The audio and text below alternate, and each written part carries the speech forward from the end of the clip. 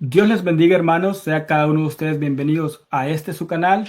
En esta ocasión traemos un video, una investigación muy, pero muy valiosa sobre nuestra historia monarquiana o unicitaria. Y para eso tenemos, diría yo, a la persona indicada, al teólogo Julio César Clavijo. Hermano, bienvenido. Qué placer tenerlo acá. Esperemos que esto sea de bendición, de edificación y, por qué no decirlo, también de destrucción para todas las mentiras, por decirlo así, que han hecho con la historia de la unicidad la gente deshonesta de parte de los trinitarios. Dios bendiga, hermano Saudi, Dios lo guarde. Gracias por invitarme a su canal Cristianismo en Libros. Y es una grande bendición para mí estar en esta noche aquí para compartir acerca del concilio de Sárdica. Vamos a estar hablando acerca de ese concilio y vamos a estar compartiendo con los hermanos una hermosa investigación que vale la pena que ustedes conozcan porque cuando estudiamos la Biblia, pero también cuando estudiamos la historia, nos damos cuenta que la doctrina de la unicidad es la doctrina primitiva. ¿Sí? Es la doctrina primitiva y que eso también nos ayuda para demostrar que el arrianismo y el trinitarismo son inventos posteriores que han querido deformar y destruir la fe de la gente. Pero nosotros que apreciamos la verdad evangélica y todas las personas que ven este video que aprecian la verdad evangélica, la verdad de la Biblia, deberían estar muy atentos porque vamos a estar compartiendo una información muy valiosa que nos va a ayudar a todos a volver a las raíces del cristianismo original, lo que es el cristianismo original.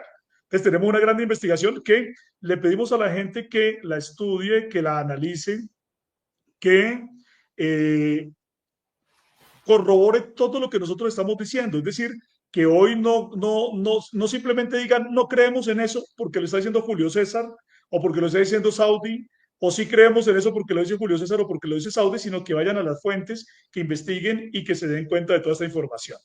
Pero estén bien atentos que traemos una información muy importante acerca del concilio de Sárdica del año 343 que ratifica que la creencia antigua era la unicidad de Dios. Bienvenidos nuevamente, como dijo el hermano Julio César Clavijo, esto es una información sobre el concilio de Sárdica que reafirma la fe del concilio de Nicea, que es absolutamente monarquiana, unicitaria. Así que, hermano, cuando guste.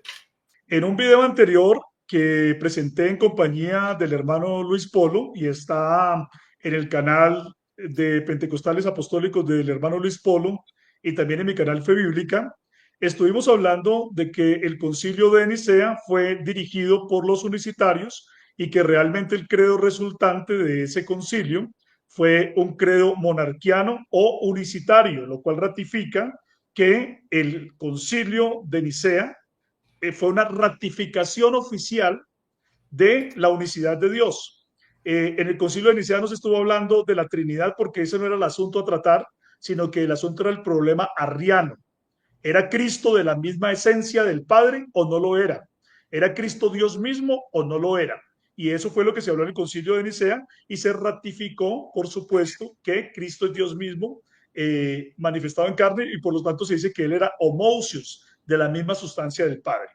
Hoy vamos a darnos cuenta por medio del concilio de Sárdica del año 343, ¿sí?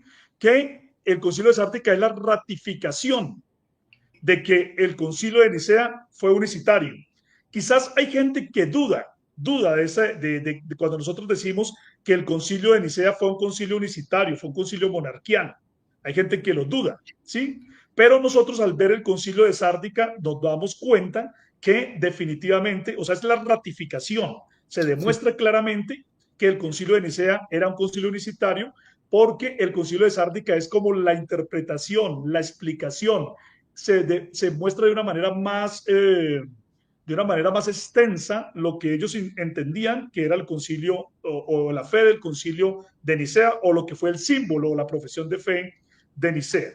Bueno, entonces vamos a pasar y continuamos aquí a la diapositiva siguiente. Vamos a mirar acá que toda esta información que yo voy a estar compartiendo en este momento es una información que ustedes pueden encontrar en mi blog Fe Bíblica, en el artículo que justamente se titula de esta manera, el concilio de Sárdica del 343 después de Cristo y la ratificación monarquiana unicitaria del credo de Nicea del 325 después de Cristo. O sea, ¿para qué mostramos esto? Porque en este momento yo me voy a dedicar a dar una charla, pero no voy a tener el tiempo suficiente para dar toda la bibliografía. Pero las personas que quieran corroborar todo lo que yo estoy diciendo, los invito para que den clic. Aquí en la descripción del video, el hermano Saudi ha dejado el link para que la gente dé clic y vayan al blog Fe Bíblica y puedan allá corroborar toda la información con todas las fuentes en las cuales yo me estoy basando. Fuentes primarias y fuentes secundarias, ¿sí? Fuentes antiguas y fuentes que también son de alta estima porque estamos citando a gente experta en patrología, ¿sí? Sí, Para que señor. ustedes se den cuenta que aquí no venimos nosotros a divagar o a hablar tonterías o hablar por hablar, a hablar cháchara, ¿sí? Sino que nosotros nos estamos basando en fuentes académicas y toda la información que estamos compartiendo es una información académica que muchas veces inclusive los enemigos de la unicidad de Dios hablan de estos concilios sin conocerlos, sin haber hecho una investigación, simplemente lo que leen por ahí, por Google, de una página cualquiera, pero no se han dignado a hacer una investigación seria y profunda como la que nosotros hemos hecho. Y eso es lo que nosotros le pedimos a la gente. ¿Sí ven? No nos crean a nosotros porque lo estamos diciendo nosotros, o no digan que no creen en lo que estamos diciendo porque lo decimos nosotros, sino simplemente corroboren, vayan a las fuentes y de esa manera ustedes van a tener la posibilidad de hablar de manera académica. Es un diálogo académico. Aquí, ¿qué estamos haciendo? Estamos invitando a la gente que ama a Cristo, que ama la Escritura, que verdaderamente ama la fe cristiana, para que se vuelvan a las raíces. Si nosotros estamos diciendo la verdad, pues entonces deben rendirse ante esa verdad que nosotros estamos transmitiendo, y si no es cierto, pues entonces no lo crean y ya, ¿sí? Pero por lo menos denos la oportunidad, ¿sí? Denos la oportunidad a nosotros de exponer esta palabra para ustedes, y ustedes también desen la oportunidad de poder examinar si lo que nosotros estamos diciendo es verdad o es mentira. Estamos seguros de que lo que vamos a decir es la verdad. Entonces, vamos a continuar aquí en este asunto, y lo primero que tenemos que hacer es ir a lo que fue la profesión de fe o el símbolo de Nicea del 325. Mucha gente cuando escucha el credo de Nicea creen que se trata del credo niceno-constantinopolitano, que es mucho posterior, es por allá del 381. No, el credo de Nicea realmente es este. Y el credo de Nicea, cuando nosotros lo miramos, cuando nosotros lo estamos estudiando, cuando lo apreciamos, nos damos cuenta que es un credo unicitario. ¿Por qué razón? Mire, porque empieza diciendo que hay un solo Dios y ese solo Dios es el Padre Omnipotente. ¿Sí? O sea, cuando se habla en el credo de Nicea, se habla de que el único Dios es el Padre Omnipotente. Cuando se habla del Hijo, se dice que el Hijo es cosustancial al Padre, es decir, que tiene la misma sustancia divina del Padre, no es otra sustancia divina, es la misma sustancia divina, ¿sí? Por eso es cosustancial al Padre. Y nosotros realmente también eso es lo que creemos y lo que decimos. El Hijo, para ser Dios, tiene que ser el Padre manifestado en carne. Entonces tiene que ser cosustancial al Padre. La sustancia divina del Hijo no es una sustancia diferente a la del Padre, sino que es la misma y única sustancia divina. Bueno, también el credo de Nicea dice que a los que dicen que el Hijo es de otra hipóstasis o de otra sustancia, dice que a eso los anatematiza la Iglesia Católica y Apostólica.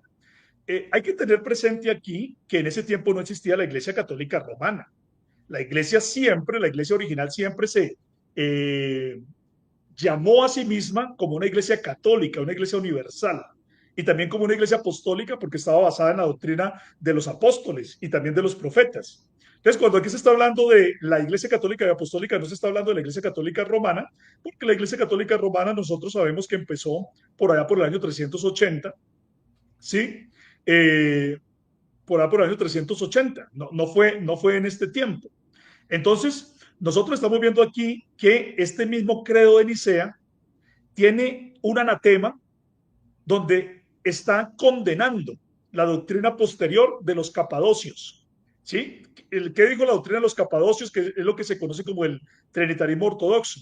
Dijo que hay una hipóstasis, perdón, que hay una ósea y tres hipóstasis. Pero resulta que aquí en Nicea, a futuro ya se estaba condenando a esa doctrina que hoy en día llaman, la mayoría de la cristiandad la llama la fórmula ortodoxa. ¿sí? Dicen que la fe ortodoxa es la fe de los capadocios, lo dice el catolicismo romano y lo dicen todos los protestantes trinitarios. Dicen que una hipóstasis, perdón, una ósea y tres hipóstasis. Una ósea y tres hipóstasis, dicen que esa es la fe ortodoxa, ¿sí? Eso es lo que defienden la gran cantidad de trinitarios que hay en el mundo, pero resulta que el credo de Nicea, el símbolo de fe de Nicea, ¿sí? Ese símbolo condenó esa doctrina, porque dice que los que dicen que es de otra hipóstasis o de otra sustancia, otra ósea, a eso los anatematiza la Iglesia Católica y Apostólica.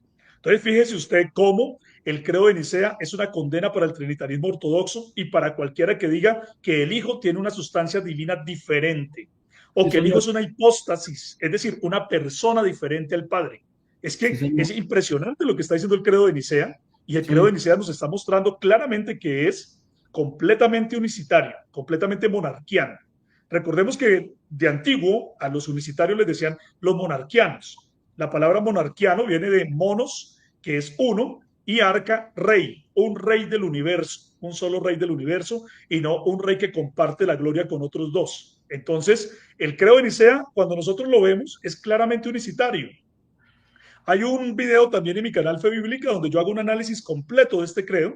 En este momento no lo vamos a hacer porque aquí lo que queremos mostrar es los puntos fundamentales que nos están demostrando que el credo es un credo unicitario, pero también vamos a ver la ratificación de que este credo es unicitario en el concilio de Sárdica del 343. ¿Sí? Bueno, muy bien. Resulta que para el año 343, es decir, 18 años después de la celebración del Concilio de Nicea, téngase muy presente eso, ¿sí? 18 años después de la celebración del Concilio de Nicea, se celebró en Sárdica, que Sárdica es la actual Sofía, en Bulgaria, un concilio que fue convocado por los coemperadores Constante y Constancio. En ese tiempo, el imperio lo estaban dominando esos dos emperadores. Entonces se llaman coemperadores, uno de la parte occidental, otro de la parte oriental. Y ese concilio fue convocado a petición del obispo romano Julio. Como Constancio dominaba la parte oriental del imperio y ese Constancio estaba inclinado al arrianismo, entonces resulta que Constante tenía más poder en ese tiempo y entonces por tener más poder Constante, entonces Constante logró que fuera el monarquiano Ocio de Córdoba el que organizara el sínodo y ejerciera la presidencia. Ocio de Córdoba fue el presidente o uno de los presidentes del concilio de Nicea y Ocio de Córdoba era un monarquiano, un unicitario. Él lideró el concilio de Nicea en compañía de Eustacio de Antioquía, que también era otro unicitario. Esos datos ya los di en ese video anterior que ustedes pueden ver, que pueden analizar. No me voy a concentrar para volver a repetir esa información porque ustedes la pueden ver en ese otro video.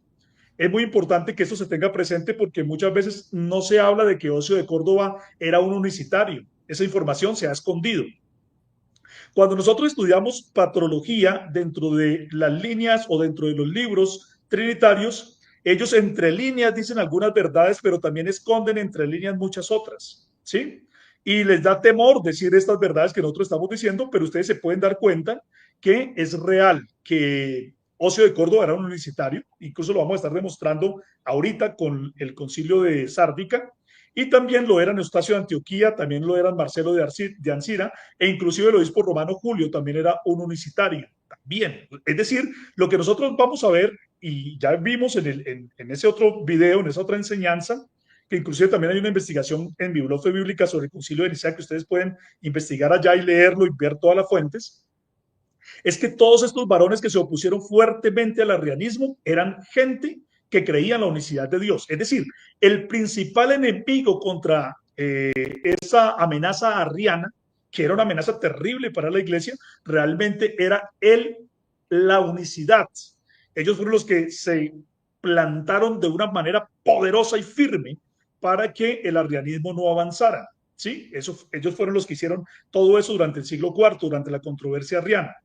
Muy bien, entonces Ocio de Córdoba ejerció la presidencia y Ocio de Córdoba era un unicitario, un hombre muy respetado, muy querido, muy admirado por todas las personas porque él dirigió varios de los concilios que se llamaron los concilios ortodoxos.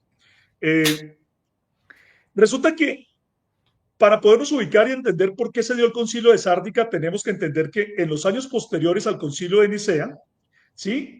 Los arrianos habían ganado mucha influencia, sobre todo en la parte oriental del imperio, ¿sí? Sobre todo en la parte oriental del imperio, y ellos habían lanzado fuertes ataques contra los líderes del partido ortodoxo que había vencido en Nicea.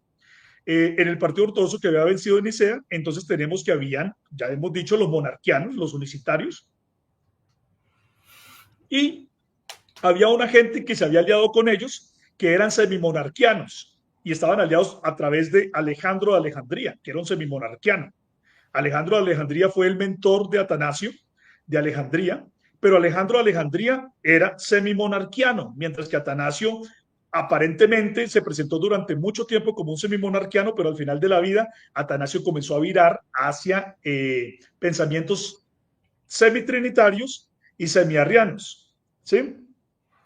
Bueno, resulta que posterior al concilio de Nicea las cosas no fueron como tan brillantes como se pensaba, porque los arrianos comenzaron a moverse de una manera política, en el ajedrez político, y comenzaron a aliarse con personas de influencia política del imperio.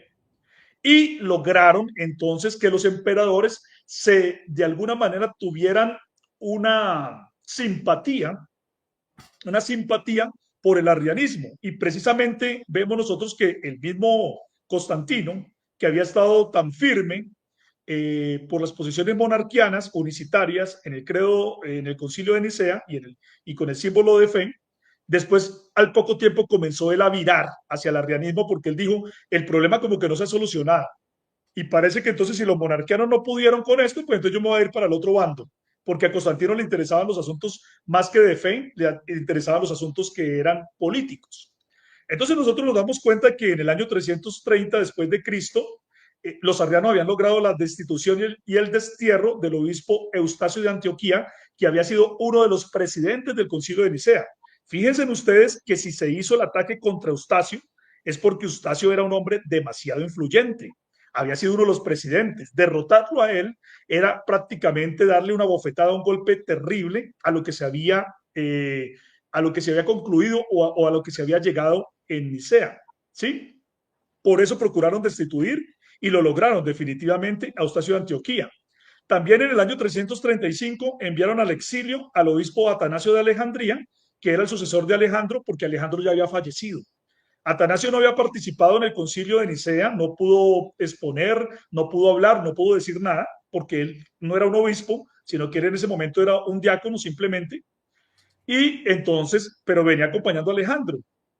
Muchas veces también escuchamos que hay gente que dice que Atanasio estuvo opinando y que era el mejor orador en Nicea, y realmente son tonterías porque hay gente que está repitiendo mitos que se han dado alrededor del concilio de Nicea. Cuando nosotros escuchamos hablar acerca del concilio de Nicea de estos temas, nos damos cuenta que hay gente que habla de estos temas sin saber, ¿sí? No se han dado a la tarea de estudiar, son gente que se dedica a hacer videos, un video todos los días, y hay gente que no estudia sobre estos temas, pero ellos presumen de saber estas cosas cuando realmente no las han estudiado.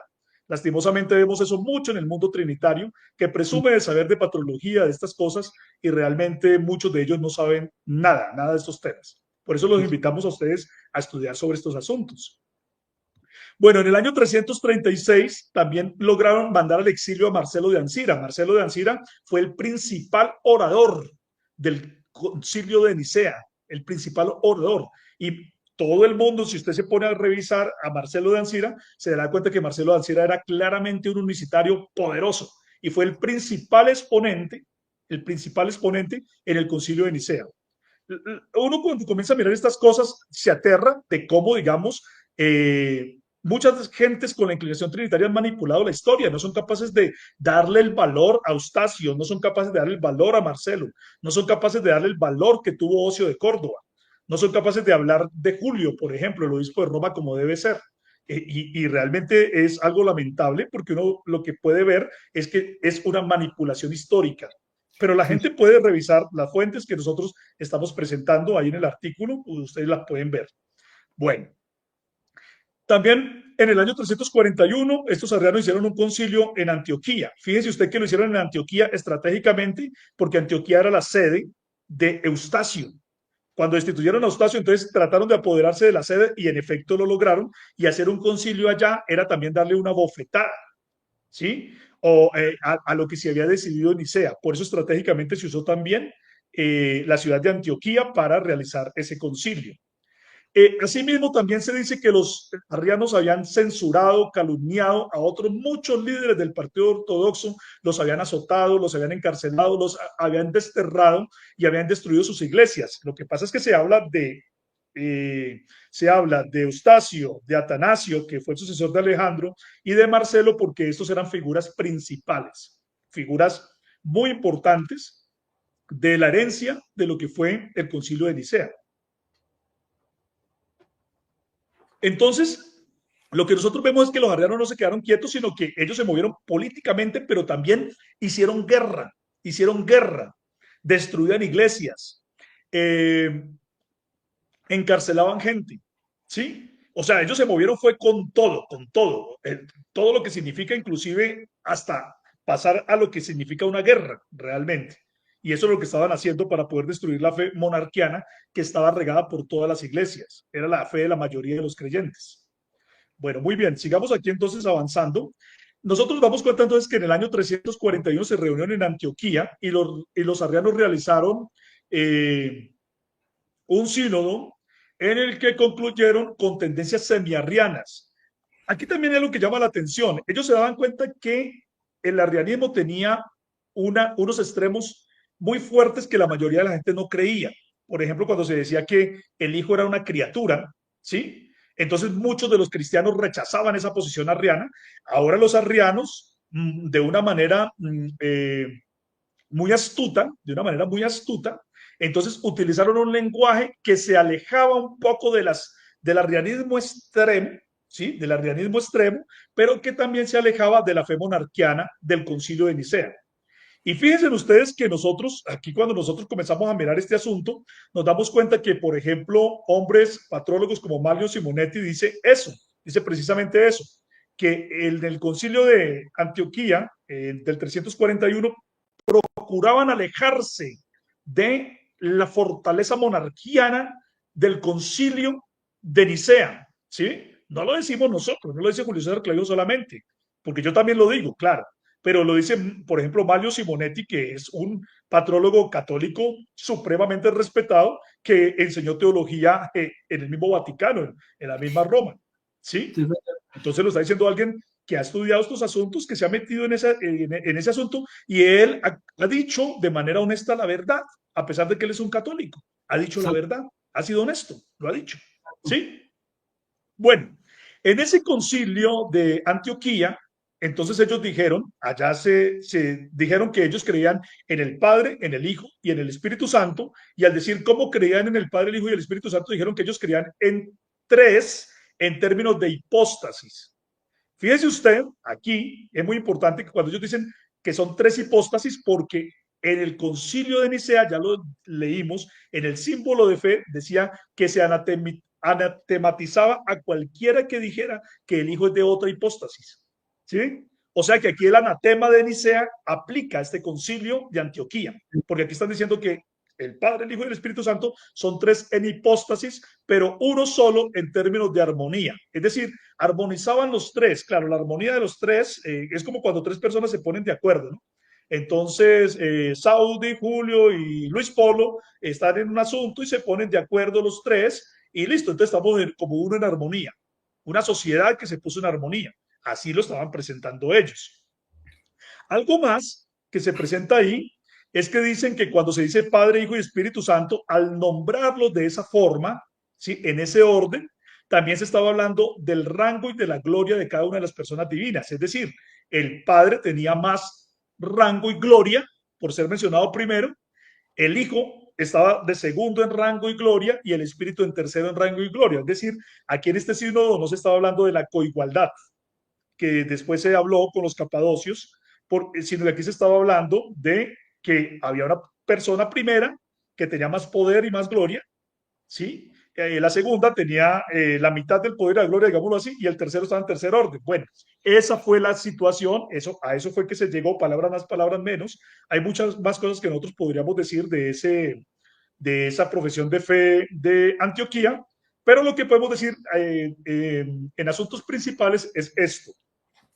Llama la atención, miren ustedes lo que dice Manlio Simonetti y esta otra investigadora Principali, donde dice que a Julio, el obispo de Roma, no le gustó esta fórmula. Bueno, ellos lo están diciendo en la teología de los primeros cristianos, en ese libro, pero fíjense lo que están diciendo estos dos investigadores católicos romanos, que están hablando de manera honesta. Dicen que Julio, a Julio, el obispo de Roma, no le gustó la fórmula de Antioquía. ¿Sí? Las Estaba tres hablando de hipótesis. tres hipóstasis y una armonía, y que estaba diciendo que el primero tenía más rango y gloria, el segundo menos rango y gloria, el tercero ahí sí que menos rango y gloria. Entonces dice que a Julio, el obispo de Roma, no le gustó esta fórmula, la de Antioquía, que él, como heredero de una tradición romana que hemos descrito como moderadamente monarquiana, mire que aquí se está diciendo que Julio era un monarquiano moderado, es decir, un unicitario. Cuando se dice monarquiano, entiéndase que en esos tiempos antiguos se llamaban monarquianos a los que creían en la unicidad. Es decir, aquí se está diciendo que Julio, obispo de Roma, creía en la unicidad. Es impresionante porque es que esto llama la atención porque los católicos son capaces de llamar a Julio un papa. Y si Julio es un papa y Julio crea en la unicidad, eso quiere decir entonces, de acuerdo con estas declaraciones, que la Iglesia Católica original, ¿sí? O la original, no la posterior, no la del 380 y después, la Iglesia Católica original creía realmente en la unicidad de Dios, ¿sí? Entonces, por ejemplo, es curioso cuando gente que no tiene ni idea de lo que hablan, de lo que nunca han leído patrología, nunca han sido capaces de leer una obra antigua de algún escritor, de algún padre de la iglesia, hablan y hablan. Y dicen, no había nadie que creyera en la unicidad en ese tiempo. Pues lo que pasa es que son capaces de hablar de esa manera porque nunca han leído nada y solo hacen la repetición de la repetidera de los mitos y las tonterías que han aprendido. Por eso nosotros decimos aquí, invitamos a la gente a que estudie juiciosamente y a que aprenda. ¿Sí? Entonces a Julio no le gustó la fórmula de las tres hipóstasis. ¿Por qué? Porque él era un unicitario. Y además dice que él consideraba esa fórmula criptoarriana. Es decir, él dijo, aquí hay gato encerrado. Cripto es como enigmático, como algo oscuro, como cuando hay algo, algo de trampa, ¿no? Algo ahí encerrado. Entonces dijo Julio, esa fórmula, no señor, esa fórmula es criptoarriana. Es Está decir, rara. ellos están diciendo que no son arrianos, pero sí lo son. El arrianismo está ahí metido, ¿cierto? Sí. Entonces, Julio, al darse cuenta de eso, insistió a Constante, el emperador de Occidente, para que convocara un nuevo concilio ecuménico. Y dice que, aunque los orientales se mostraron reacios, porque ellos dijeron, ya tenemos el concilio de Antioquía y la fe de Antioquía, de todas maneras dijo Constante, no señor, como Constante tenía más poder, entonces dijo, se convoca un concilio al 343 en Sártica. Y entonces Constancio le copió porque Constante tenía más poder, ¿cierto? Los orientales no fueron con mucho gusto, en Oriente ya se había apoderado el semiarrianismo y el arrianismo de las iglesias, y entonces, pues ellos estaban ahí reacios a ese concilio, pero pues de todas maneras hicieron todo para asistir, aunque ya vamos a ver que en realidad, aunque fueron, no quisieron participar. Eh, pero miren ustedes que esto que estamos mostrando acá lo dice Manlio Simonetti y Principali, ¿sí? Entonces, ellos están mostrando esto. No son palabras nuestras, sino que las estamos citando, ¿sí? Y están diciendo que Julio era un unicitario, lo están diciendo ellos. Investigadores católicos, académicos de renombre, eruditos católicos en patrología.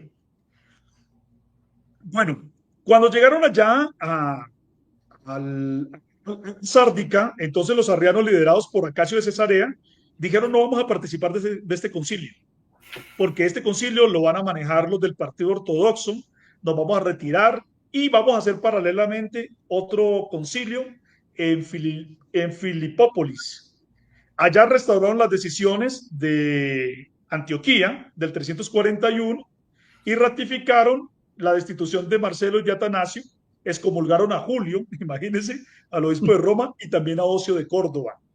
¿A quiénes? A monarquianos, a unicitarios, que eran los principales. O sea, si había alguien a los cuales realmente le temieran los arrianos, era a los unicitarios, ¿sí? Sí, Entonces, por causa de eso se creó por un tiempo una ruptura entre las iglesias de Occidente y de Oriente. Pero Marcelo de Ancira regresó a su sede, pero por algunas oposiciones Atanasio no pudo regresar a la sede de Alejandría. Así que se marchó un tiempo para estar con Ocio de Córdoba. Este Atanasio de Alejandría era alguien que, por la herencia semiarriana que tenía Alejandro, pues él estaba ahí amparado por los monarquianos. Pero Atanasio ya comenzaba a tener unas ideas que se acercaban más al semiarrianismo, que vamos a ver luego más adelante qué fue lo que pasó con Atanasio. Muchas veces a Atanasio se le presenta como el gran defensor de la fe, del fe de Nicea. Y resulta que Atanasio no fue un gran defensor de la fe de Nicea. Atanasio lo que fue alguien que le dio la espalda a la fe de Nicea. Se dice que Atanasio fue el gran defensor de la divinidad de Cristo, pero realmente Atanasio lo que hizo fue presentar a Cristo como alguien que tiene una divinidad compartida, mientras los monarquianos hablaban de que Cristo tenía una divinidad exclusiva. ¿Sí? O sea, la posición de Eustacio, de Ocio, de Marcelo de Ancira era muy diferente a la de Atanasio, pero Atanasio en algún tiempo se amparó alrededor de ellos para después luego darle la espalda a ellos, como lo vamos a demostrar. Bueno, sigamos. Cuando nosotros vemos la carta sinodal de Sárdica, del concilio de Sárdica, que vamos a ver qué fue lo que ellos dijeron y por qué se ratificó allí que el credo de Nicea era monarquiano, encontramos esa carta sinodal en Teodoreto de Ciro y en la colección canónica del diácono Teodosio de Cartago. Por esas fuentes primarias, antiguas, es que nosotros conocemos el contenido de ese texto y por esas razones que nosotros podemos hablar de que, digamos, sin ningún temor, podemos hablar de que claramente ese símbolo de Sárdica, esa profesión de fe de Sárdica, fue unicitaria, claramente unicitaria. ¿Sí? También algo de esto aparece en la historia tripartita de Casiodoro y en la carta de Ocio y Protógenes a Julio, obispo de Roma, también se menciona acerca de la carta sinodal, pero también curiosamente vemos que por allá Atanasio, que también habló de estos temas, la ocultó y no dijo nada, ¿sí? En sus escritos. Mencionó que hubo algo en Sárdica, pero no es capaz de mencionar ni de citar la confesión de fe, aunque Atanasio se caracterizaba por hacer eso, pero se ve que Atanasio le tuvo temor a esta confesión de fe de Sárdica, aunque en el concilio de Sárdica él fue, digamos, otra vez elevado a la posición de obispo, ¿sí? Y fue beneficiado por todo lo que hacían los monarquianos, ¿sí? Atanasio se benefició de ellos, pero sabía que ese concilio era, digamos, contrario a las posiciones que él comenzó a expresar más adelante de manera abierta, donde él empezó a mostrar que estaba más cerca de los arrianos y los semiarrianos después. Comenzó a virar. Por eso Atanasio no es ningún gran defensor de la fe, sino, diría yo, alguien que dio la espalda, alguien que fue, digamos, alguien que se desvió de los principios originales que creía el mentor de él, que era Alejandro de Alejandría. Muy bien. Sobre la carta sinodal de Sárdica, miren ustedes lo que dicen patrólogos, expertos en patrología, ¿sí? No charlatanes, sí, no señor. aquí un youtuber que aparece diciendo cualquier cosa, no, sino estudiosos, gente que se ha dedicado a esto de por vida. Por ejemplo, Mario Simonetti, católico romano, dice que la fórmula sinodal de Sárdica se caracteriza como monarquiana por las características del pensamiento teológico occidental y asiático. Lo que nos está diciendo Mario Simonetti es que la fórmula de Sárdica es claramente unicitaria y que la unicidad se creía sobre todo en Occidente y en Asia, ¿sí? En Antioquía específicamente, es lo que nos quiere decir él, ¿sí? También hay que entender que en Galacia, Marcelo de Ancira también era de Galacia, ¿sí? Entonces él está diciendo el pensamiento occidental y asiático, ¿sí? Porque también sabemos que la parte de Alejandría no era tan fuerte dentro de los que dirigían la iglesia la unicidad de Dios, aunque también había muchos que creían en la unicidad. Pero mire lo que nos está diciendo Mario Simonetti. Adolf Harnack, el patrólogo Adolf Harnack, el alemán, nos dice que el credo de Sárdica es la más inequívoca expresión de la visión occidental del asunto. Pero cuando dice la visión occidental del asunto, está diciendo que es unicitaria, es lo que quiere decir. Y George Ulrich considera que la fórmula de Sárdica es una reinterpretación de la fe nicena a la luz de la teología de la única hipóstasis característica de Marcelo. O sea que aquí nos está diciendo todo lo que usted pueda ver en Sárdica tiene que ver con Marcelo. Y Sí, resulta señor. que Marcelo de Ancira crea en una sola hipóstasis. ¿Sí? Y aquí está el punto fundamental. Mientras en Antioquía 341 hablaron de tres hipóstasis, en Sárdica volvían a hablar de una hipóstasis, lo mismo que ya se había dicho en Nicea en el 325. 18 años después estaban ratificando que lo que ellos quisieron decir es que la unicidad es la verdad. Eso es lo que ellos querían decir. ¿Sí? Por eso ahí estaba Ocio, ahí estaba Marcelo, todavía vivía. Eustacio ya no estaba porque ya lo habían desterrado, ya lo habían sacado de ahí. Pero también estaba Julio, que estaba haciendo también sus diligencias. No asistió al concilio de Sárdica, pero por lo menos él hizo las gestiones para que se realizara. ¿Cierto? Muy importante esto. Entonces vamos a ver si el concilio de Sárdica es o no unicitario. Allá está, ellos se reunieron ¿para qué? Para ratificar lo que habían dicho en Nicea. Lo iban a explicar de una manera más larga, ¿sí? Y ustedes pueden leer la carta sinodal completa ahí en mi artículo que yo he venido citando. El que la quiera ver lo puede leer la carta sinodal completa, tal cual como aparece tal cual como aparece en Teodoreto de Ciro, ¿sí? Bueno, vamos a ver 7 puntos fundamentales que nos muestran que la unicidad de Dios era la fe de Nicea, ratificada en Sárdica, porque Sárdica es la explicación, es la ampliación. ¿Sí? Es como cuando un estudiante dice, bueno, aquí me la dieron muy pequeña y como que me queda muy difícil de entender, viene como todo como muy conciso, pero explíquemela más, barájemela más despacio, explíquemela de una manera mejor. Entonces aquí lo estaban haciendo en Sárdica. En Sárdica vemos entonces que ellos volvieron a decir lo mismo que se había dicho en Nicea. Dijeron que el único Dios verdadero es el Padre. ¿Sí? Eso ya lo habían dicho en Nicea. ¿Sí? Pero aquí dicen algo más. Dicen que el Logos es la palabra, la sabiduría y el poder del Padre. Por lo tanto, el verdadero Dios en revelación. Ellos no estaban diciendo que el Logo era otro sujeto, otro individuo, otra persona divina, otra hipóstasis. No, el logos es la palabra, la sabiduría y el pensamiento y el poder del Padre. Es como si yo hablara de mi palabra, sabiduría, pensamiento y poder. Pues cualquiera entiende que estoy hablando de mí mismo, ¿cierto? No de Sí. otro, cuando yo hablo de eso. ¿Qué dice la carta sinodal de Sárdica de manera clara? Dice, confesamos que el logos es la palabra de Dios Padre y que fuera de él no hay otro. Creemos que el logos es el verdadero Dios y sabiduría y poder. ¿Mm? Claramente demostrando que es unicitario, ¿sí? Eso lo creen los unicitarios. Eso no lo creen ni los arrianos ni lo creen los trinitarios. Que los trinitarios dicen que el logo es otro individuo, otra hipóstasis. Y lo mismo dicen los arrianos. Pero los unicitarios dicen que el logo es la palabra de Dios Padre, ¿sí? Y que fuera del Padre no hay otro. Listo. Eso es unicitario. También dicen que Cristo es el único Dios verdadero. Bueno, si el Padre es el único Dios verdadero y Cristo es el único Dios verdadero, pues eso quiere decir que Cristo es el Padre, ¿sí?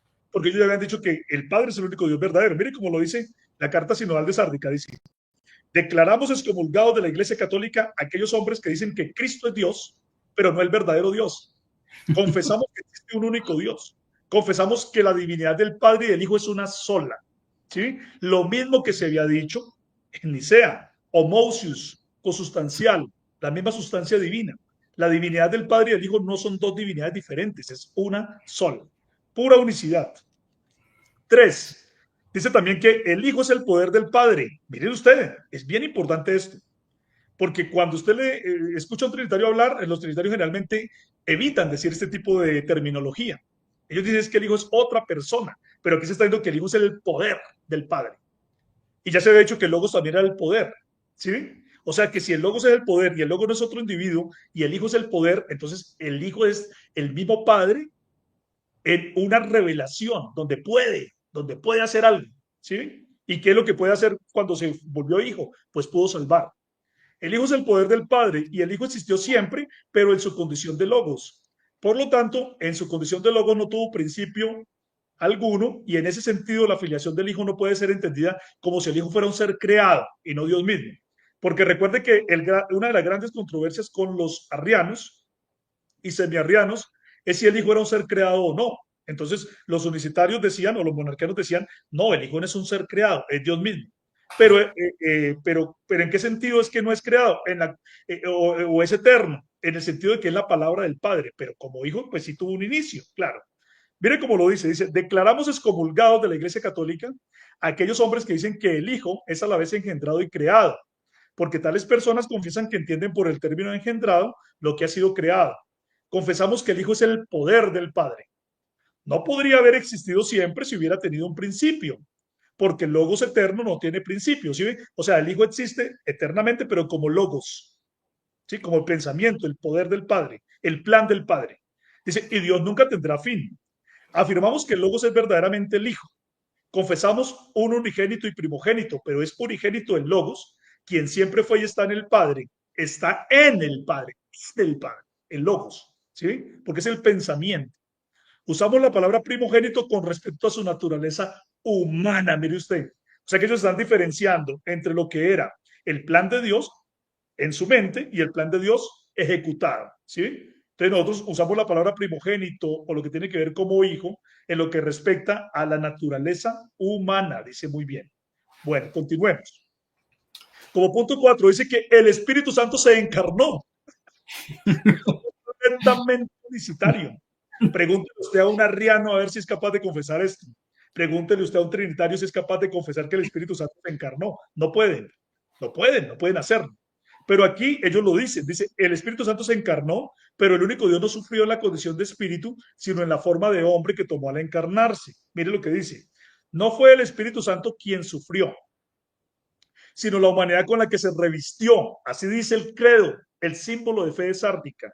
Dice, la cual tomó de la Virgen María, la cual siendo hombre era capaz de sufrir, porque el hombre es mortal mientras que Dios es inmortal. Es decir, cómo sufrió el Hijo, sufrió en su condición humana, obviamente.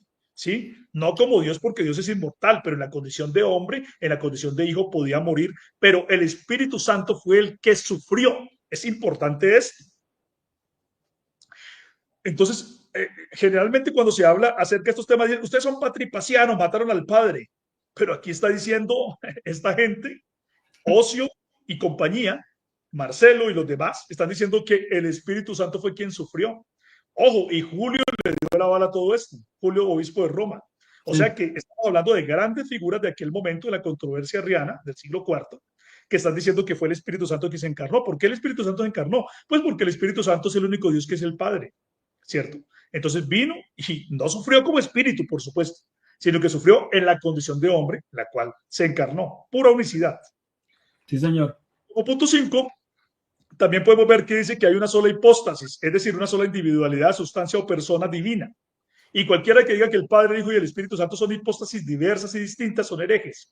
Aquí estaban respondiendo entonces a las declaraciones de ese sínodo de Antioquía del 341 y volvían ellos aquí a ratificar lo que habían dicho en Nicea, ¿sí?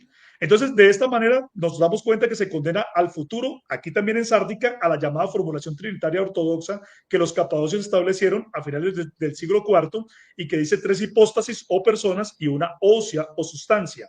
Otra vez esta carta sinodal de Sárdica condena esa fórmula futura, sí, como señor. Lo había hecho también Nicea, lo mismo que había hecho Nicea.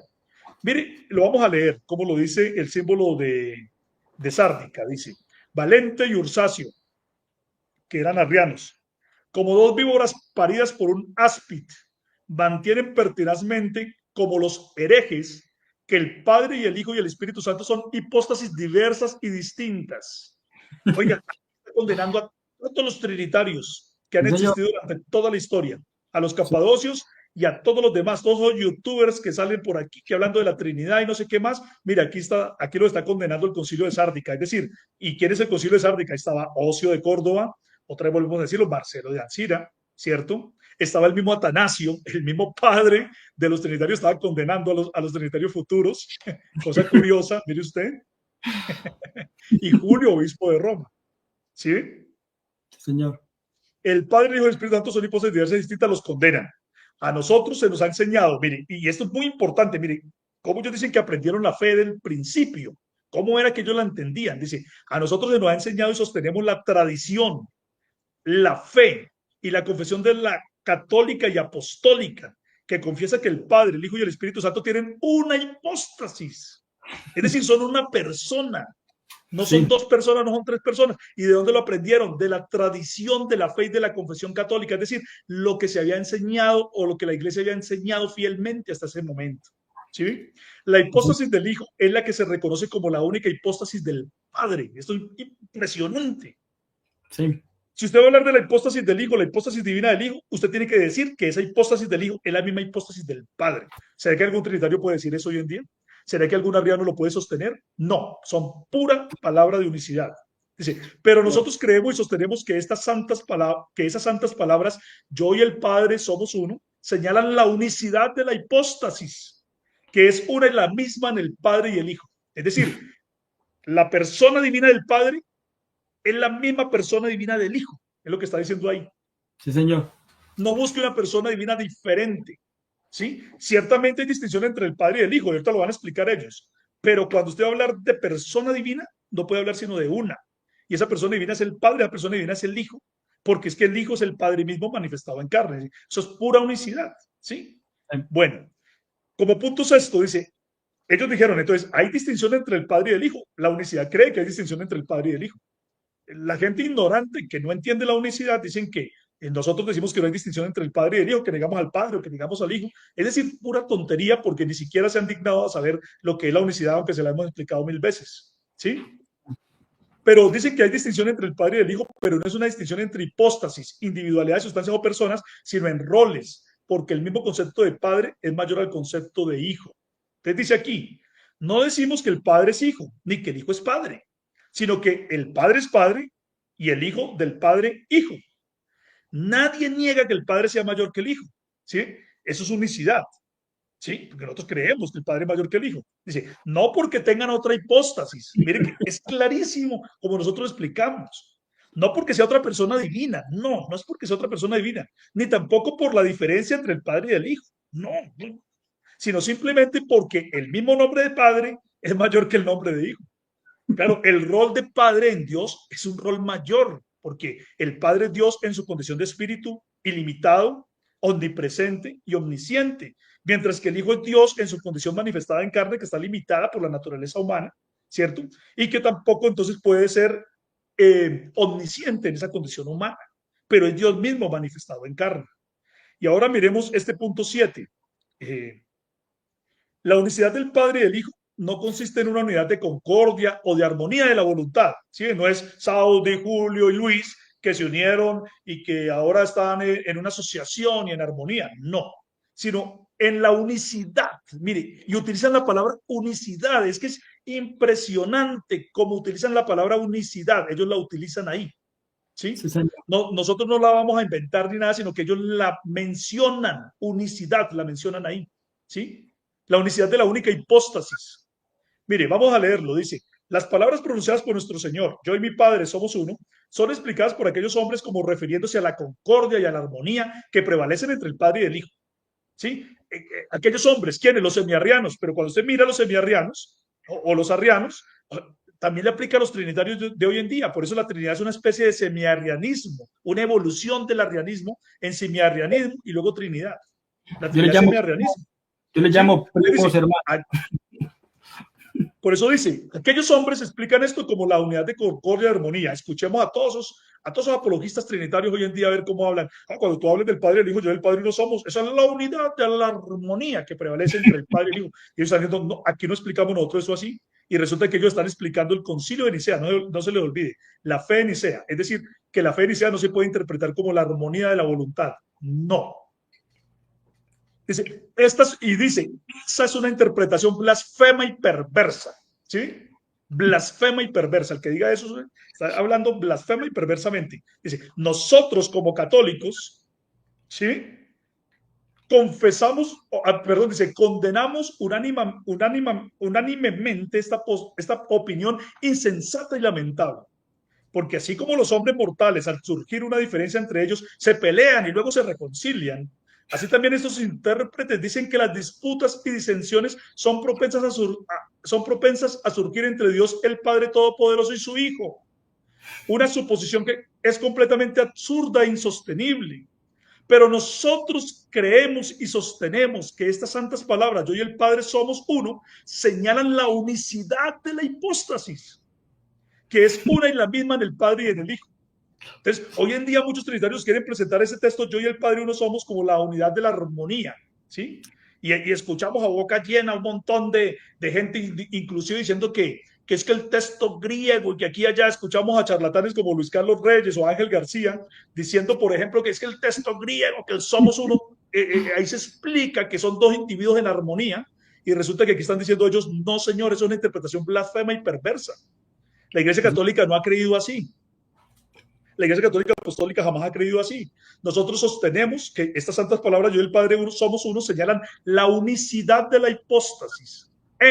El término griego en, ¿sí? La unicidad de la hipóstasis. Ellos lo citan y dicen ese término, ¿sí? Que es la misma, la hipóstasis es la misma, la hipóstasis divina es la misma en el Padre y en el Hijo. O sea, impresionante esos términos que son claramente unicitarios. Esto es para darle gloria a Dios, ¿sí?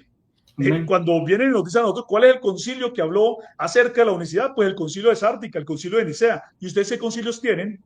Todos esos concilios condenados, el concilio de Antioquía, donde fueron palabras perversas y blasfemas, donde hablaron por fin de tres hipóstasis, imagínense.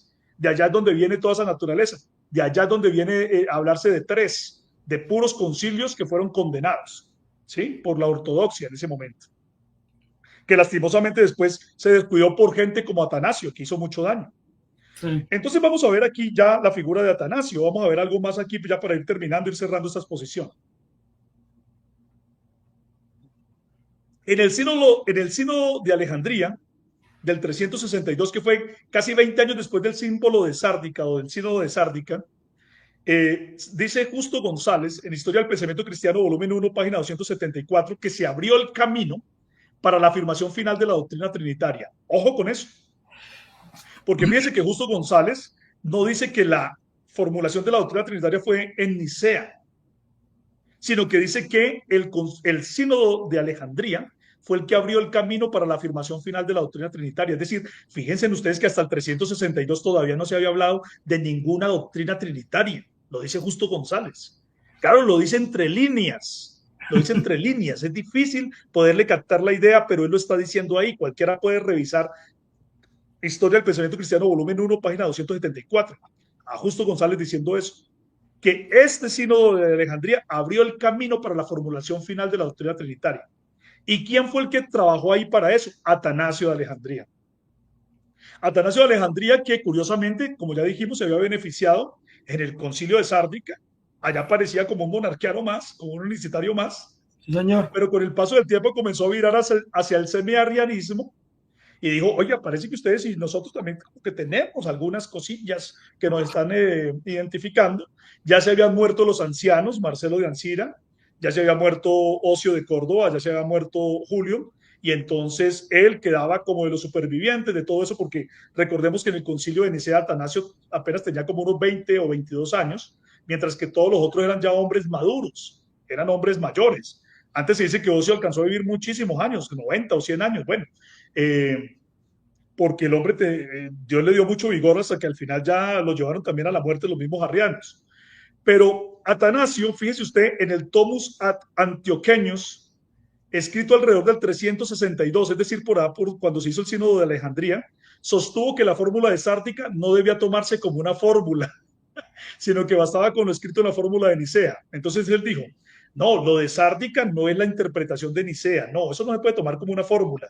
Yo voy a reformular el credo de Nicea, ¿sí? Y ahí empezó la trampa de Atanasio, ahí fue la trampa. Porque muchos dicen que es que Atanasio es el gran defensor de la fe de Nicea. No, Atanasio es el gran detractor de la fe de Nicea.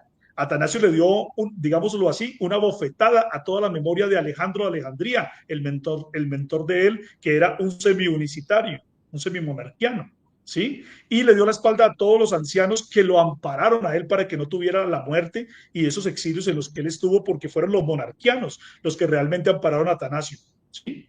Y después les dio la espalda cuando él vio que el asunto lo podía solucionar porque él ya estaba pensando otras cosillas diferentes. Parece que en los exilios que tuvo, y sobre todo un exilio que tuvo por allá al interior de Egipto, al interior de Egipto, por allá donde, cuando estuvo con unos monjes, por allá se le torció la cabeza a Atanasio y por allá fue donde salió con esos asuntos semiarrianos. Ese fue el problema, ¿cierto? Entonces, Atanasio dice que no se debe tomar como un símbolo, como un sínodo, perdón, como un símbolo de fe, lo que se dijo en Sártica.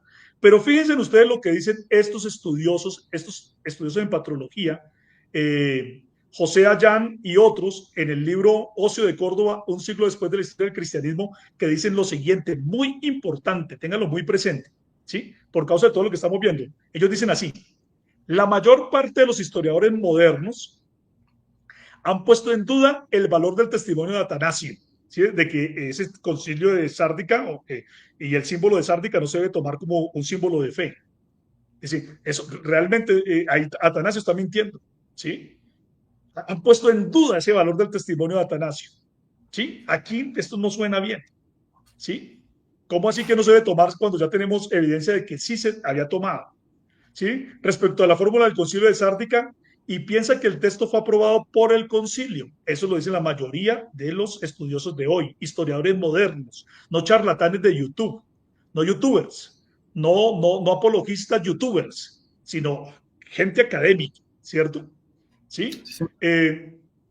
Pues de lo contrario, Ocio y Protógenes no se habrían tomado la molestia de informar a Julio, el obispo de Roma, sobre ese símbolo de fe.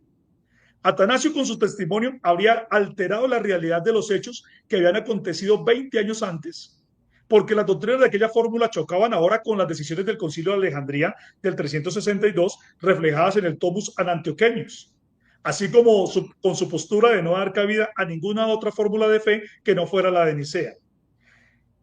En esta situación, la solución del conflicto antioqueño requería remover el obstáculo que suponía la fórmula de Sárdica con su encendida afirmación de una única hipóstasis. De ahí el interés de Atanasio por deslegitimarla, porque es que resulta que para el 362 Atanasio ya no creía en una hipóstasis.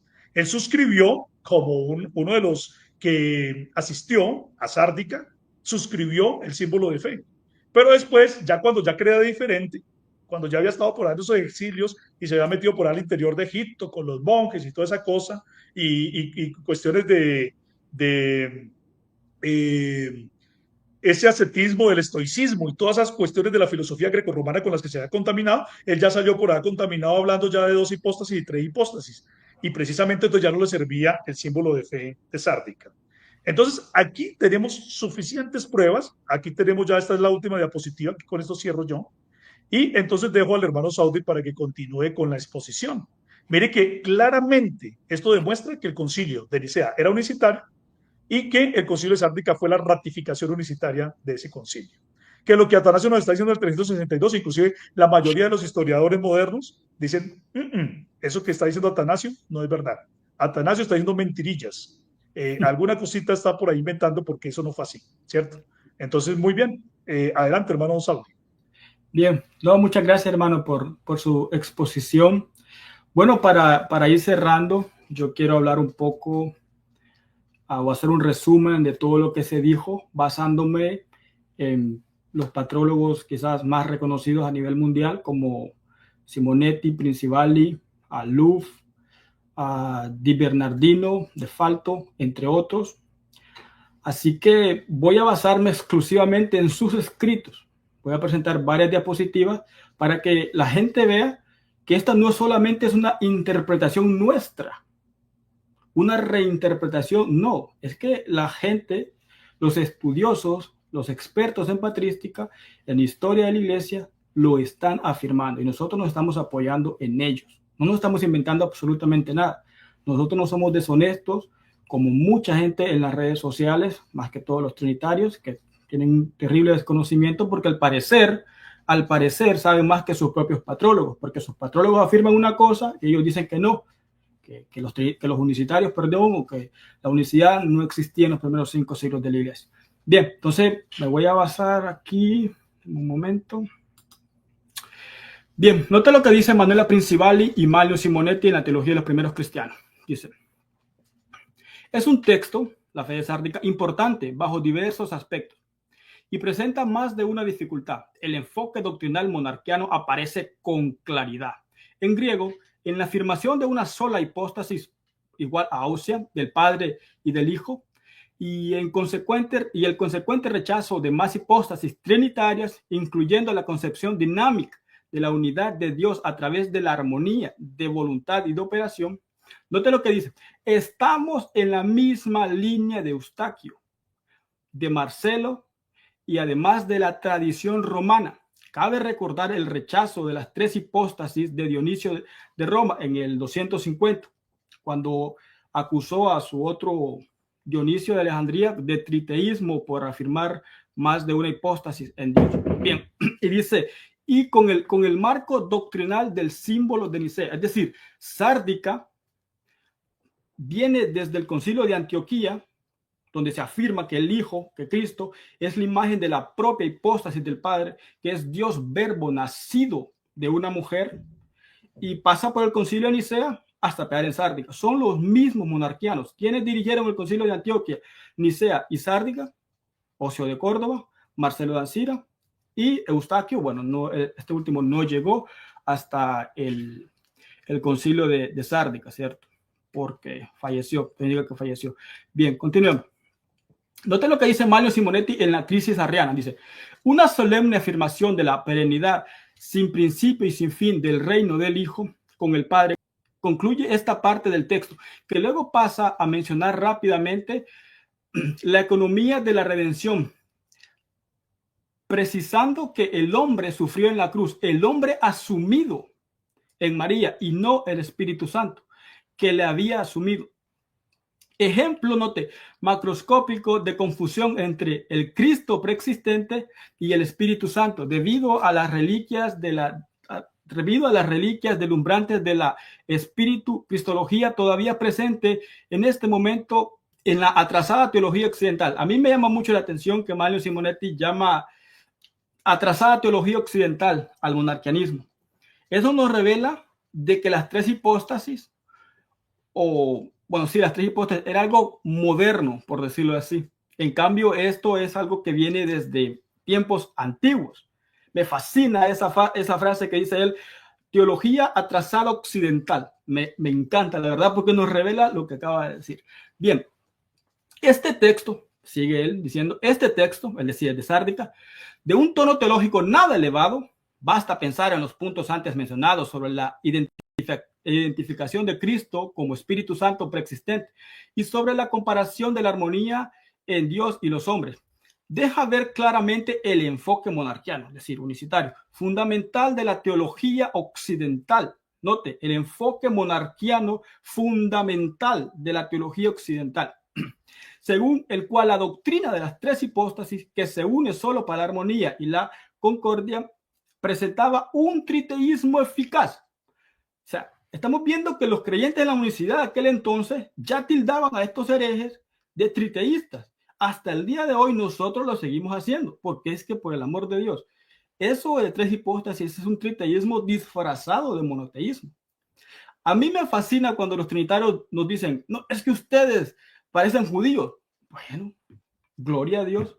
Yo me alegro, para mí es una alabanza que me digan que yo parezco judío en cuanto a mi monoteísmo. Por favor, eso no es una ofensa, eso es una alabanza. A ellos debería de preocuparles que se les tilde de no tan monoteístas, ¿cierto? Bien, continúo. Note lo que sigue diciendo Manlio Simonetti. No sabemos hasta qué punto el sentido genérico con el que los latinos entendían la sustancia, correspondiente semánticamente a la hipóstasis griega, todavía influía en la afirmación de una única hipóstasis de la divinidad. Pero en este momento de la controversia y en un entorno en el que no faltaban expertos en teología oriental, un estudio en profundidad sobre este punto no habría sido difícil si los occidentales monarquianos lo hubieran querido. En realidad, dice Manlio Simonetti, en realidad aquí no se trata solo de una cuestión de malentendidos de palabras. Es decir, no es que sustancia para ellos quiere decir una cosa e hipóstasis para los griegos otra. No va por ahí. Sino que dice él, porque todo el enfoque fundamental del pensamiento occidental es diferente al de Oriente. falta cualquier indicio de la terminología de Tertuliano y Novaciano relevante para la distinción personal entre el Padre y el Hijo. Si hablamos de la generación del Hijo como un elemento distinto entre él y el Padre, en un sentido antisabeliano, pero la distinción no se revela con términos adecuados, persona o hipóstasis.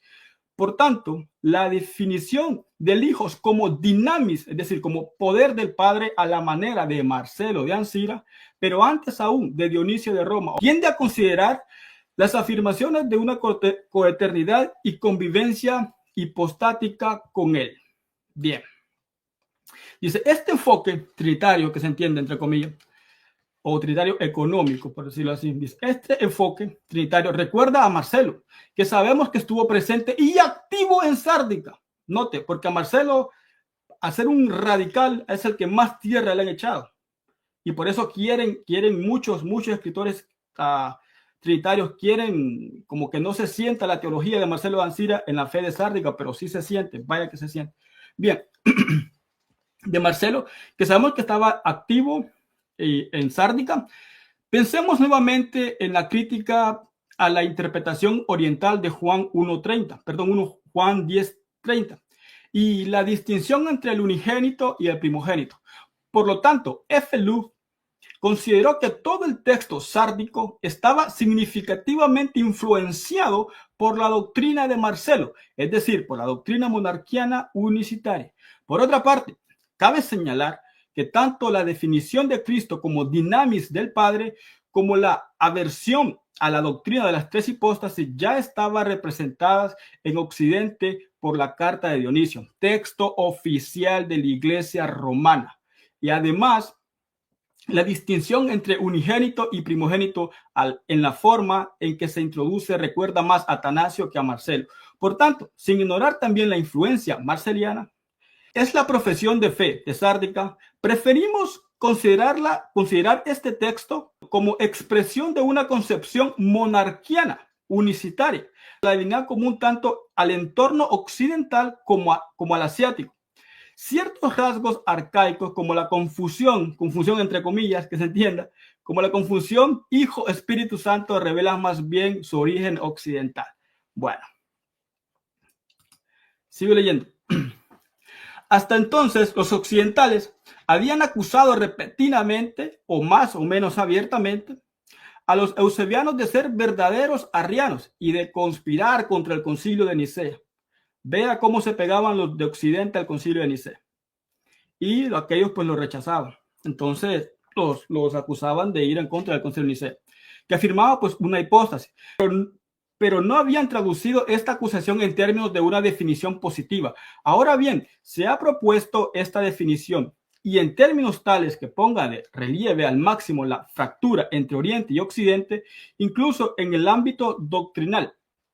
El más importante de todos, no hay duda de que todo oriental estaba acostumbrado a considerar la teología trinitaria en los términos de distinción de hipóstasis. No podía dejar de considerar la teología trinitaria expresada por el texto de Sárdica o sardiano como enteramente sabeliana. Note ustedes, por eso el rechazo, porque la veían como sabeliana. O sea, esta gente son sabelianos. Eso es lo que estaban diciendo los estos de las tres hipóstasis. No aceptaban el concilio de Sárdica porque lo veían como auténticamente o enteramente sabeliano, es decir, unicitario. De este modo, extendida desde el ámbito disciplinar y personal también al ámbito doctrinal, la ruptura entre las iglesias de Occidente y las iglesias de Oriente fue total. Claro, a ustedes afirman tres hipóstasis, nosotros afirmamos una y cada quien por su lado. Note lo que dice la literatura patrística de Angelo Di Bernardino, Giorgio de Fedalto, y Manuel Simonetti. Dice, en efecto, la relación antinicea había hecho prevalecer en Oriente una línea teológica que, aún tomando distancia del arianismo, desarrollaba las implicaciones de la doctrina del Logos más allá de lo que había sido recibido por el símbolo niceno. Mientras que, como sabemos, la Iglesia romana y consecuentemente todo Occidente estaban alineados en una posición moderadamente monarquiana. Dado tal contexto doctrinal, fue fácil para Atanasio de Alejandría, depuesto en el 335 por motivos disciplinarios, y para Marcelo de Ancira, depuesto en el 336 por profesar una doctrina monarquiana radical, convencer a Julio, obispo monarquiano de Roma, junto al cual se habían refugiado de haber sido destituidos por ser adversarios de Arrio y seguidores del credo niceno, con lo cual valoran la superficial y engañosa identificación de antiniceno como con Filo arriano. En efecto, Julio, el papa o el obispo de Roma monarquiano, se convenció de que los adversarios de Atanasio y de Marcelo, justamente en cuanto tales, eran promotores del ya difunto Arrio, por lo cual convocó en Roma un concilio en el 341, que absolvió a los dos, es decir, a Atanasio y a Marcelo de Ancira, que absolvió a los dos de las condenas que se habían dictado contra ellos en Oriente, y comunicó a los orientales que se habían negado a presentarse en Roma y por cuenta propia se habían reunido en Antioquía las decisiones del conflicto romano. Los orientales no reconocieron, es decir, la autoridad del obispo de Roma, los orientales no reconocieron peso alguno a las pretensiones primaciales de Julio y rechazaron en todo las deliberaciones del Concilio de Roma. Por lo demás, el emperador Constante, teniendo en cuenta que en materia doctrinal el obispo de Roma representaba, el obispo de Roma representaba de hecho a todo Occidente, consideró oportuno apoyar con su autoridad la iniciativa romana de reexaminar a los casos de Atanasio y de Marcelo. Bien. A petición de Julio, Constante hizo presión sobre su hermano Constancio y este forzó al renitente episcopado oriental a presentarse en Sárdica, hoy Sofía, Bulgaria, para reunirse con los occidentales en un nuevo concilio ecuménico. Por lo demás, la nueva norma de los occidentales, es decir, el concilio de Sárdica, difícilmente podía ser aceptada por los orientales, que ya estaban recelosos de la injerencia del obispo de Roma. La separación entre la iglesia de Oriente y las de Occidente, a pesar de algún signo de deshielo con el regreso de Atanasio a Alejandría, continuó hasta el 350, cuando asesinado Constante como consecuencia de una rebelión y derrotado y asesinado el usurpador Magnesio, Constancio quedó como único emperador y puso fin a la separación política entre las dos partes del imperio. Como confirmación de que la vida de la iglesia estaba ya condicionada por el poder político, a la reunificación política siguió la religiosa. Bien, la separación había sido provocada por cuestiones de carácter personal, note, es decir, por los casos de Atanasio y de Marcelo, pero como sabemos, hundía sus raíces en una diferencia de planteamiento doctrinal, porque en Oriente predominaba la doctrina de Logos, en una fórmula de banda ancha, que podía cubrir también un arrianismo moderado, y en Occidente prevalecía en cambio un monarquianismo moderado, que ya equívocamente sancionado por el homoucio niceno, había sido explícitamente reafirmado por el Concilio de Sárdica. Como vemos, estos patrólogos están diciendo que el Concilio de Sárdica es la reafirmación del Concilio de Nicea.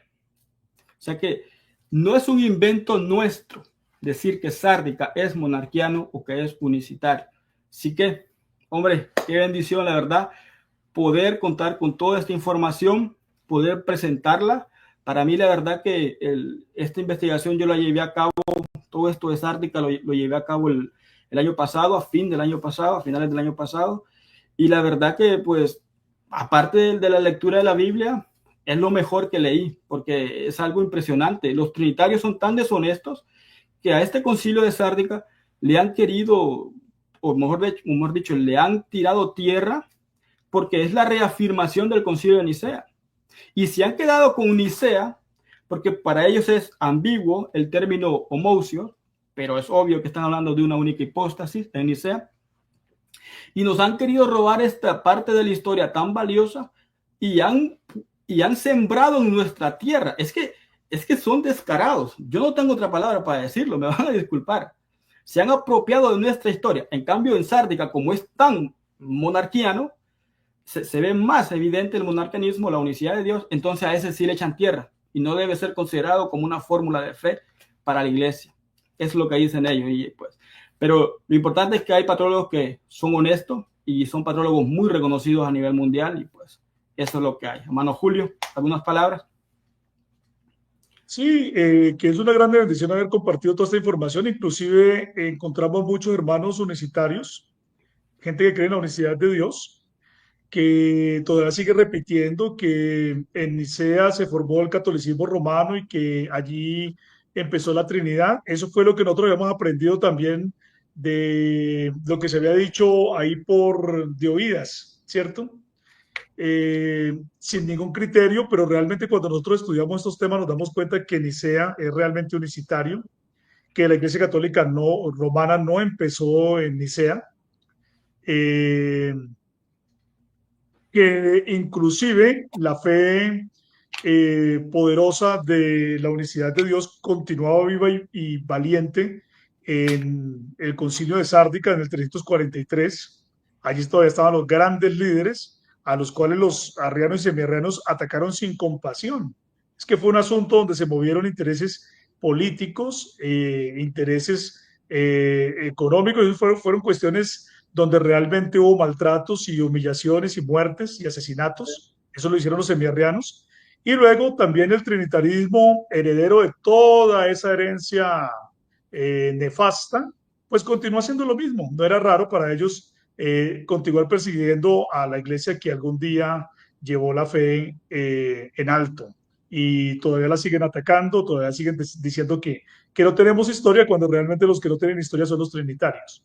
Yo Sí, sí, señor. de manera honesta, digamos, lanzo un reto final para todos los amigos trinitarios, y es que nos muestren antes de Antioquía en qué concilio de manera formal se habló de las tres hipóstasis en un Sí, concilio como una fórmula de fe. Y sí, resulta que Antioquía es condenado como uno de los concilios heréticos y es el primer concilio donde habla de tres hipóstasis. sí. Y hay que aclarar algo, que se Y habla de... luego ya, cuando vemos el 362 de Alejandría, pues vemos que el mismo Justo González nos dice que fue la preparación definitiva para la aprobación trinitaria. O sea que todavía en el 362 lo reconoce ese patrólogo Justo González, no había la aprobación oficial de la Trinidad. ¿Cuándo se dio? Pues se dio en el 381, en el Concilio de Constantinopla. Eso es lo que nosotros hemos venido repitiendo después de que nos hemos enterado de toda esta información, porque también en algún momento, digamos, no teníamos toda esta información, no contábamos con esto. Estábamos también hablando por hablar, como hace mucha gente, pero nos hemos dado la tarea de investigar, de estudiar, y nos hemos dado cuenta cómo son las cosas y por eso las estamos hoy en día hablando.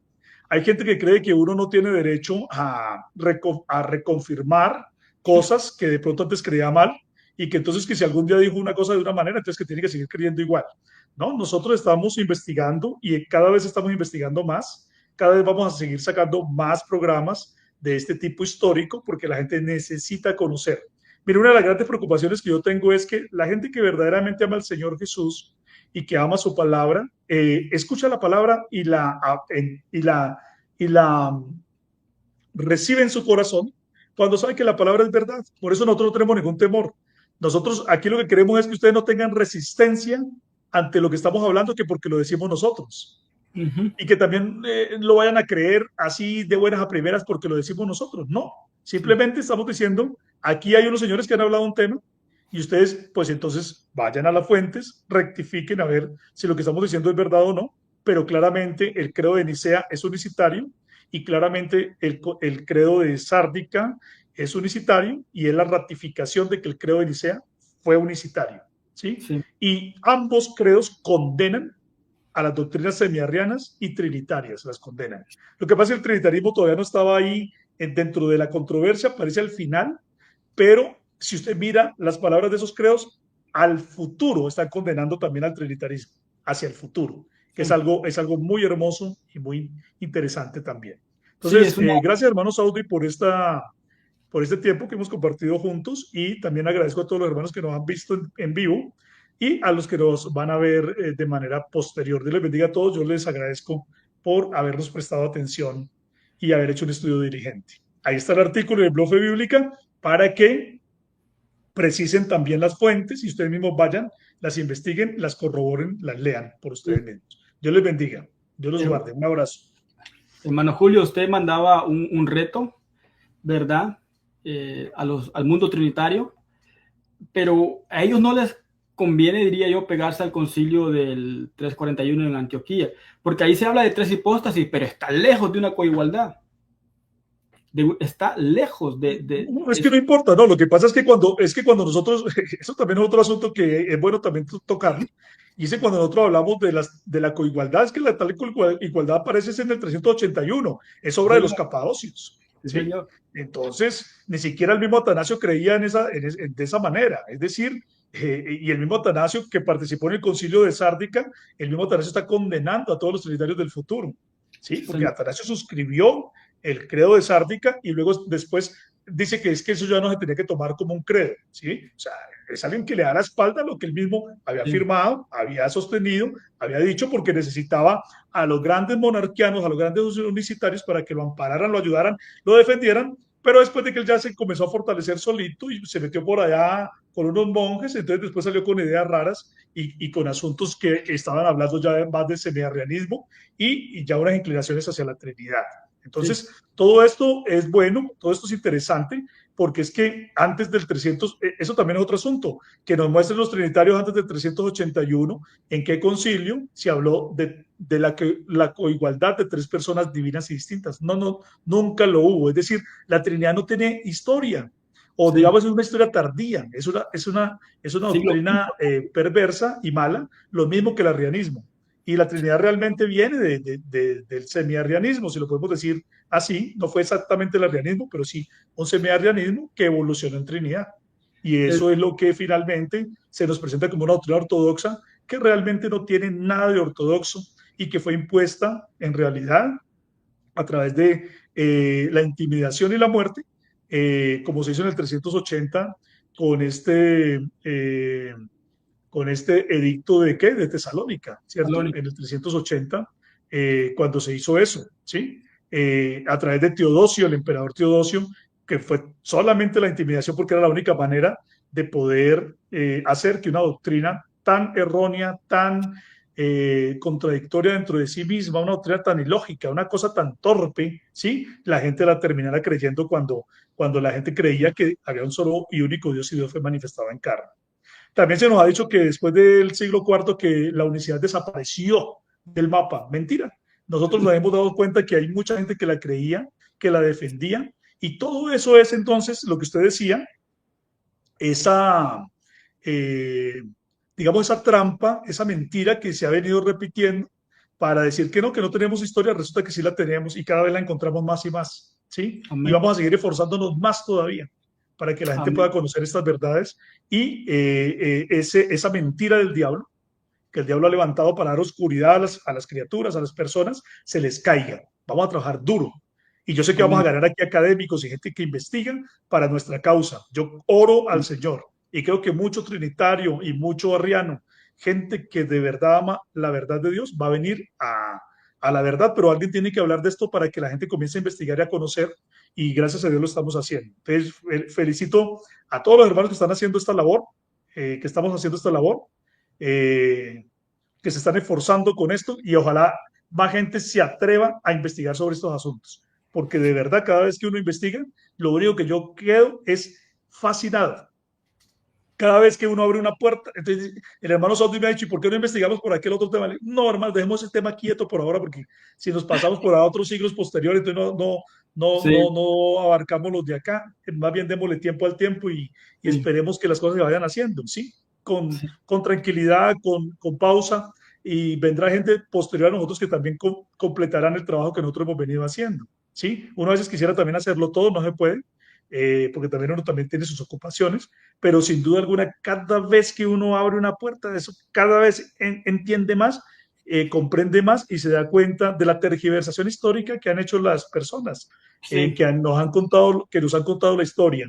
Pero mire que cada vez ellos han tenido que decirlo, así lo digan entre líneas, así lo digan de manera forzada, de todas maneras se han visto obligados a irlo diciendo, sí, señor. porque como la gente antes no tenía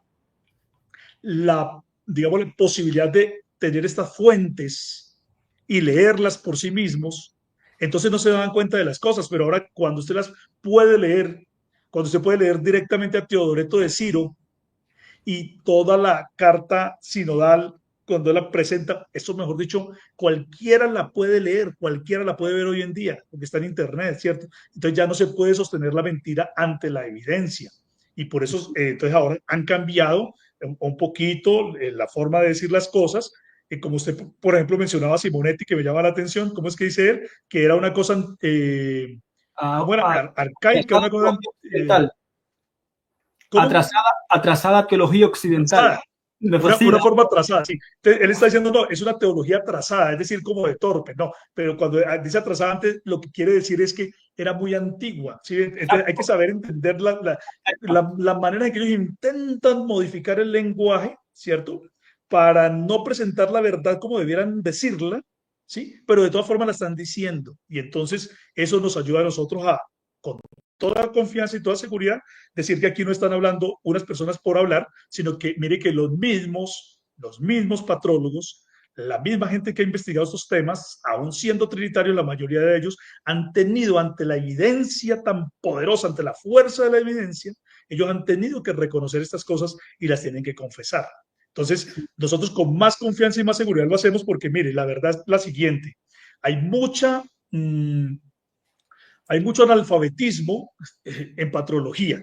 La gente Sí, habla solo lo que leyó por ahí en un libro, lo que leyó por allí en un diccionario teológico, y eso es lo que repiten. Eso es lo que sí, hacen la mayoría de gente, y lastimosamente mucha gente confía en los youtubers que salen todos los días y se ponen sus gorritas y salen con sus cositas y bueno, y la grana, la gente ahí, pero gente que la mayoría son charlatanes, ¿sí? sí. Que son charlatanes, pero saben manejar los medios y saben poner aquí que una cosita que llama la atención y de pronto un lenguaje que le agrada a la gente, pero realmente muchos de ellos no han estudiado estos temas realmente como son, inclusive muchos que se llaman teólogos no han estudiado estos temas como realmente son, pero aquí lo estamos estudiando, lo estamos mostrando y lo estamos diciendo que nosotros sí hemos investigado, sí nos hemos quemado las pestañas, Sí, sí señor. hemos hecho la tarea como tiene que ser, y eso es lo que le estamos pidiendo a la gente, hagan la tarea ustedes y verán que ustedes van a llegar a las mismas conclusiones que nosotros. Gloria al nombre del Señor Jesús, yo ya me despido entonces, les agradezco mucho a todos, Dios los guarde.